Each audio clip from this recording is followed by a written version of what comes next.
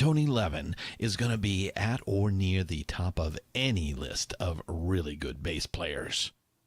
You might have to check the fine print to find his name, but you've heard him. Tony has laid the foundation for dozens of hit songs and has graced over 500 albums with his playing. He can do it all with the bass. Swing it, slap it, smack it, and snap it. Play delicate counterpoint lines or bring the arena rock thunder. If you've seen Tony Levin play live, and there's a pretty good chance you have, well, it's memorable. That distinctive mustache and that bald head atop a slim and trim 6'3" frame, carrying what looks like an alien contraption of infinite strings. Here in the summer of 2017, Tony is on tour with one of his permanent gigs, King Crimson. The Crimson Prog Monster is rampaging across America with an act featuring 8 elite musicians, half of them percussionists. Robert Fripp, founding member, crafty guitarist, and resident mad scientist for King Crimson, calls it the Double Quartet. Tony took time to chat with us about the tour, his upbringing outside of Boston, his first musical friendship with drummer Steve Gadd, how he met Robert Fripp and Peter Gabriel on the same fateful day, and a whole lot more.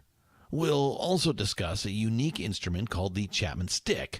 Tony's mastery of this complex, amazing axe is one of the most interesting things about him. This was one of my favorite interviews so far on this podcast. Tony is the proverbial gentleman and scholar, and he is an absolute monster on the bass guitar, bringing the big bottom to lots of great music over the years. So, without further ado, let's talk with Tony Levin.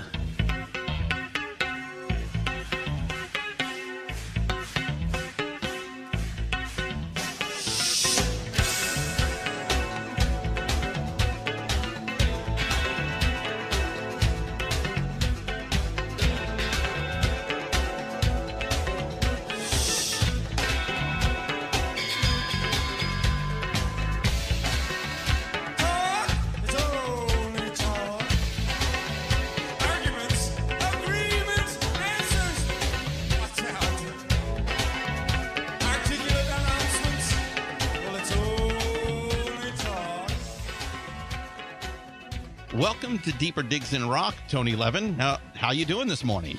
I'm very well. I'm speaking to you from Seattle, where we in King Crimson had our first show of the tour last night. Yeah, opening night. The show went really well, so I'm in a good mood. I'm very happy. I personally can't wait to see you this Saturday at the Fox Theater in Oakland. So you've been in Seattle for a couple of weeks in rehearsal, so I bet you're about ready to head on the road, right? You're exactly right. King Crimson, I like rehearsing with the band, and we rehearse a tremendous amount. We're a very conscientious band. We really try to have each tour be very special from the beginning. So it involves a lot of rehearsing, not just this last bit of time here in Seattle, but we rehearsed in England before that last month, quite a while. And the drummers rehearsed even before that. By the way, we have 3 drummers, so it gets pretty complicated rehearsing and putting together the music. So it's a challenge, and it's good fun to be done with the rehearsals, and let's play some shows. Well, that was going to be my first question. Why with 3 drummers and only 1 bass player? Are you really that good? That's not the way the numbers work out. It's not equivalent in weight, bass players and drumming. The first question, why 3 drummers, of course, is a great question. Robert Fripp, who's the founder of King Crimson and kind of the musical visionary, decided to have 3 drummers in this incarnation of the band. There have been many incarnations with challenging and unusual lineups. And this one, I think his only instructions from what I heard to the drummers were to reinvent drumming. Reinvent rock drumming. No problem. Yeah, no problem.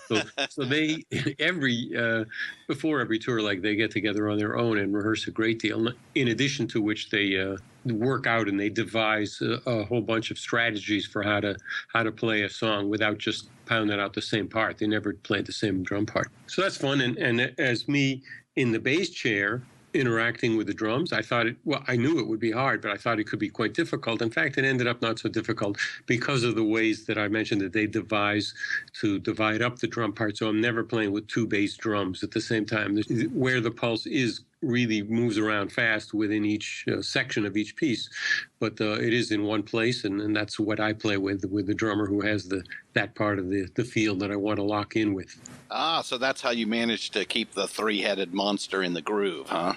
Yeah. I think talking about it makes it sound a little more technical than it is. I just listen and figure out what to do, but it hasn't been very hard. And one bass is enough. Really, it's in the '90s we had two basses or two touch guitars, and that was harder for me because it is really hard with two basses. It's doable, but it's an even bigger challenge because you have to find the right feel and the right part. But then also you have to back off and make room for the other guy.